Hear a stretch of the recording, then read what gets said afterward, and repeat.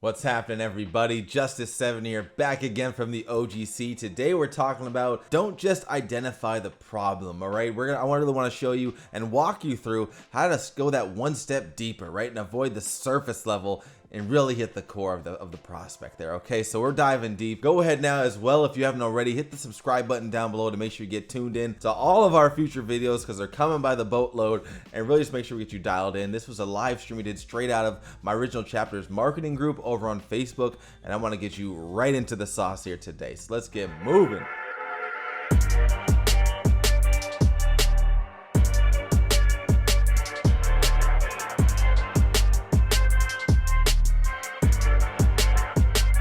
With that being said, let's jump right to it. As I said before, don't just identify the problem, right? This is a piece right here. Once again, for those of you who are really kind of getting into this, you've been really persistent with your strategy, diving in, and you're actually at the point where the sales process where you're making offers, right? You're actually at the point where you're now getting into serious sales conversations. This is really for you. And honestly, if you're maybe at the beginning stages of your journey, still helpful, but once again, you may not be at this point yet. But really, I'm telling you, it's good that you're here now because you're gonna be ahead of the game for when you do get there, because it's a simple piece that people are always underestimating right there.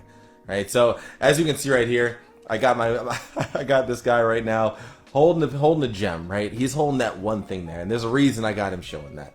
Right? Now, forget that he's got a nice beard. I like the beard game too, but right, let's look past his beard for a second. Now, I think that what's important right here to see is that he's holding this one piece, and I can tell you right now, it's some kind of gem, some kind of diamond, some kind of ruby. I don't know what exactly it is, and maybe that's even the better reason that I even chose this picture right here. Because at the end of the day, there's that something right there, and I'll tell you right now, we wouldn't mind having that.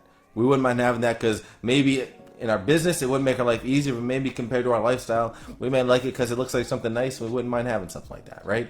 So at the end of the day, what I'm really trying to pull from this right here, we're going to dive into, is they've got something that we don't have, and we want to make that happen. So how can we translate this over into the business, right? Let's get right to the real point here. I want to talk about identifying these problems in your audience, okay? So with that, there's this thing right now that marketers you want to be like have, but you don't, right? So now when I say that right there, that's just like that man holding the gem there. Maybe there's this thing, if you're into jewelry, if you're a designer of rings and fancy pendants, you want that piece, but you don't have it. And you're saying, how can I get that? What did he pay to get that? What's the thing he did to do that right there? At the end of the day, we want to talk about really that there's this thing, and I'm talking about this really at a high level. We're going to get into it right next on how this jumps out and how it can affect your business and how you can really be productive with this. Right? There's this thing that marketers you want to be like have, but you don't. Right? And so now, how can you go ahead when you're speaking with your prospect? How can you go ahead and present that? Because at the end of the day, you probably are trying to present that right now. Because really, what am I saying right here by saying this? I'm addressing the problem. Right? At the end of the day, there's this problem. There's this thing that other marketers have. There's this thing that other insert whatever it is the person you're trying to promote to and that they want to be. There's this thing that successful marketers have that you want to have, but you don't, right?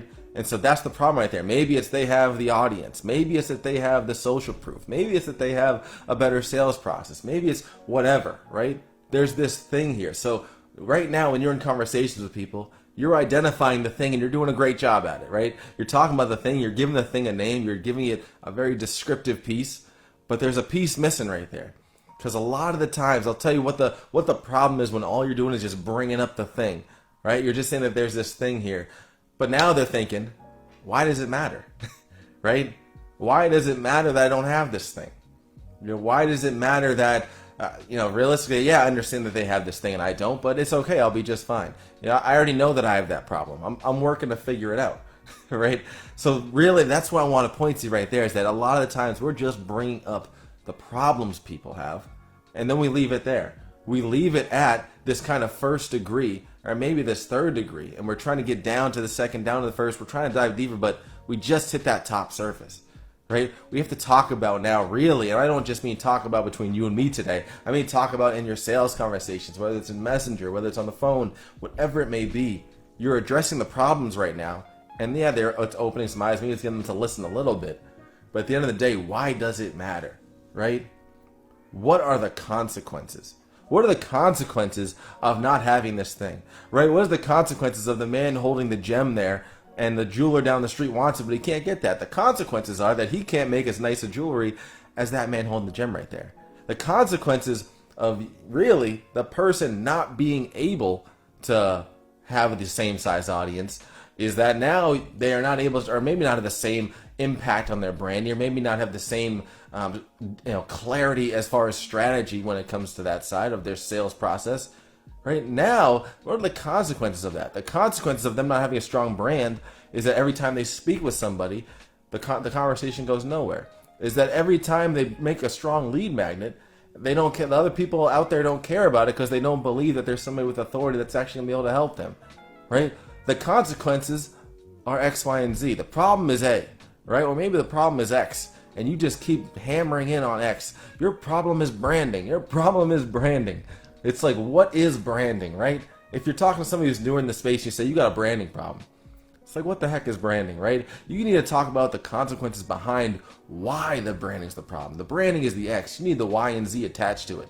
Because for a lot of people you're speaking with right now, you just keep hammering on X. And even when it comes to your content, we're going to talk about that as well. You keep hammering on X, but you're not very descriptive on Y to Z, if bringing up Y to Z at all, right? You have to be able to really speak to these points and hammer down, because without that, it's going to be so difficult to get someone to connect, because once again, they are aware that they don't have branding, right? They're aware that they're and to them they'll say they're working on that, right? Oh, I'm working on my branding. I'm working on my strategy. I'm diving in. I'm doing YouTube. I'm making this thing work. It's going to be fine. Don't worry about me. I'm aware of the problem already. But what are the consequences to that problem, right? The consequences are, yeah, you're going to keep going on YouTube.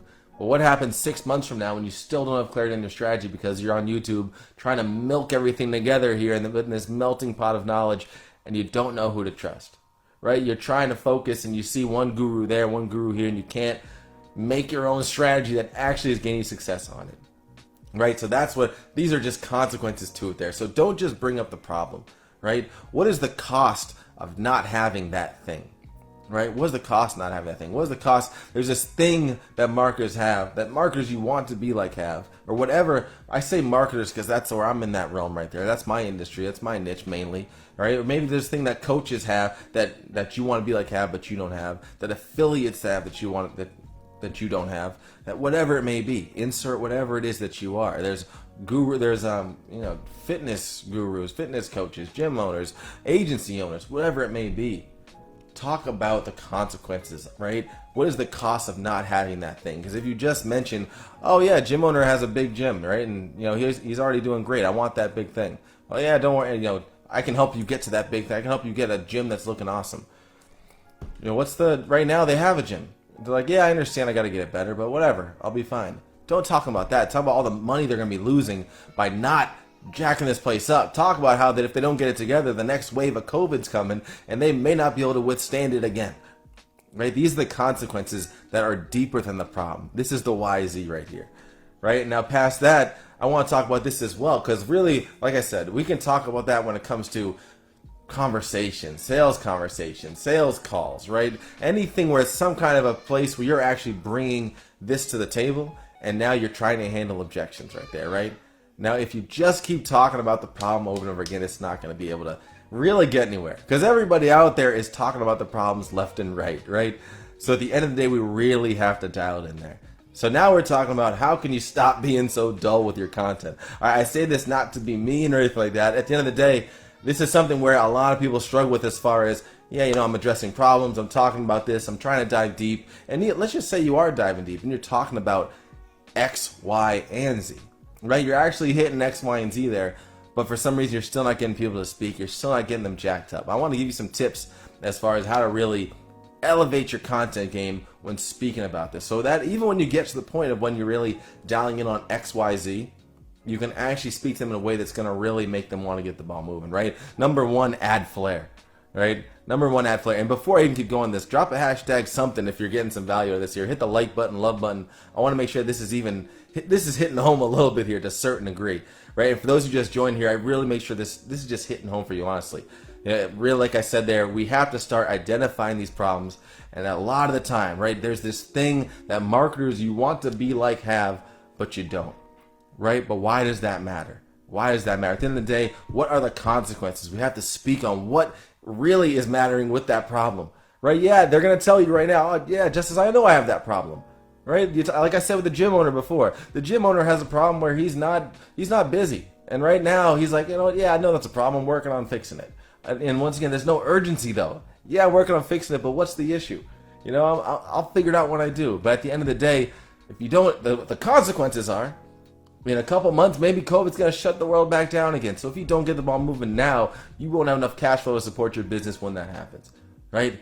What is the cost of not having that thing? What is the cost of not having a busy gym? What's the cost of not having a brand or a larger brand as a marketer? You have to have these things dialed in there, right? So now, like I said, on the content side, we really want to speak on how to not be dull with your content here. Because at the end of the day, you have to spice things up to be different than the normal people out there on that side, right? So how do we do that? Add flair, right? Feed their dopamine. How do we now go ahead and just skip over all the BS that we see people talking about day in and day out in their content? Right? So at the end of the day, really, how are you going to spice it up? And a simple way to do that is go through, write your post, right? Maybe you're going through writing your post right now. You're a person who's doing this organic Facebook game. You're writing a post and then, you tweak it up. You try to make it sound nice and professional. And then at that point, you leave it there. Think of I'll tell you right now, leave this as a test to yourself. Go back through every single line in that post and look and say, you know what? How can I make this jump out more? How can I add some flair here? Right? Even when I put an email out for this live right here, and even the way that I kind of phrased it, it's like, you know what? I could have just said, hey, talk about problems today. I'm just talking about problems. At the end of the day, it's like, you know what? I'm going to put a detective spin on it. Let me get my monocle and see what I can do here and crack this case, right? It's like, how can we go ahead and add some flair to something that everybody is talking about all the time, right? And then another way to kind of do that, speak how you do in real life, right? I put the real life quotes because it's like, I like to think we're here in real life right now, but speak how you do to your friends. Speak how you do to your family members. Speak how you do in a way that's going to make it seem like it's more personal. Because people are going to resonate with it that much more there, right? At the end of the day, really try and embrace that. Because there's so many people who are just trying to be that expert. And I can understand in the beginning when you're just trying to be in expert mode. But at the end of the day, really try and step out a little bit, right? Try and step out and just be yourself. Because now that's going to allow you to just speak in a different way. It's going to really connect with people. Right, so I'm telling you, that is such a powerful piece to make you stand out from just the same old boring content you're seeing on your timeline all day in and out, right? Have fun and enjoy it. Have fun with your content and enjoy this stuff, man. At the end of the day, that is another way to make it really fun. If you're over there writing content and you're feeling like you're in a terrible mood, I promise you it's going to come out in your content there, right? So really just focus on enjoying the process, right? That's why I always tell people batch your content, because it allows you to kind of get in the flow. Once you get in the flow, and now all of a sudden it's like, all right, I'm in the zone. I can kind of knock some stuff out. I can really kind of get into the weeds here, right? So really do that. And then this last piece here, this almost kind of ties to it, but this is just something I just want to put in there for you guys, honestly. Accept that people want instant gratification. I think that at the end of the day, a lot of people just overlook the facts, right? They live in this fake world where it's like, I want to only talk with people who understand that this is going to take 3 years to build this massive business, and if they can't understand that this is a 5-year grind, this isn't it. They need to understand X, Y, Z, right? If you're only trying to speak to that person in your content, I'm not saying it's not going to work. At the end of the day, though, this is marketing. Stop living in a fairy tale world. At the end of the day, realize what it is, right? We talk about music has changed, right? Music is now like there's 2-minute songs out all the time in this world. It's like times are changing. Get with it. I'm not even going to say times are changing. This has just been the reality for a long time. So at the end of the day, too, when it comes to you crafting some kind of a lead magnet, crafting some kind of content that you want people to really speak with and that's really going to hit home for them, just keep this in mind, honestly. Accept that people want instant gratification there, right? Like I said, really just speak to that. At the end of the day, I hope this hit home for you guys out there. Like I said, if you're watching, hit that like button, hit that love button. I want to make sure you guys really got some out of there. Feel free to drop some questions if you have any on the back end of this. I just want to keep this really short and sweet for you guys today. At the end of the day, you have to be aware. And like I said, this main piece, this is why I called it what it was for the first in the beginning for a purpose here. Don't just identify the problem, right? The problem is only going to get you so far. But so many people can out here say, your problem is this, your problem is that. There's a bunch of people who can call out your problems left and right. But how many people do you know are actually going deeper to that next level? It's kind of like when I talk about, even when you're talking about building your leads from a standpoint of really making this happen, right? And from a standpoint of how am I going to really find the buyers that I really need? You got to make sure that you're diving deep and getting in there, right? So at the end of the day, just make sure you're focused in the right areas, because honestly, if you're not, it goes back to that domino effect. It really is going to hurt you on that side, right? Make sure that you're truly understanding that you're speaking to what people are going to lose if they don't solve this problem, right? Because that is where the power is, right? What people are going to lose if they don't solve this problem here, right? So like I said, let's go ahead and just let this sink in here at the end of the day. So I'm telling you, it can really take off in your business. So I'm gonna go ahead, like I said, I want to leave this one here short for you guys. Just implement. You'll make this stuff happen. So I'll see you guys later. Have a great weekend. And hey, thanks for watching this video all the way through. Make sure you go ahead and like this if you got a ton of value from, which I hope you did. Subscribe to the channel and absolutely go ahead and join us in our Original Chapters community. Links right down there in the description. And as always, you are designed to become who you choose to be. I'll see you later.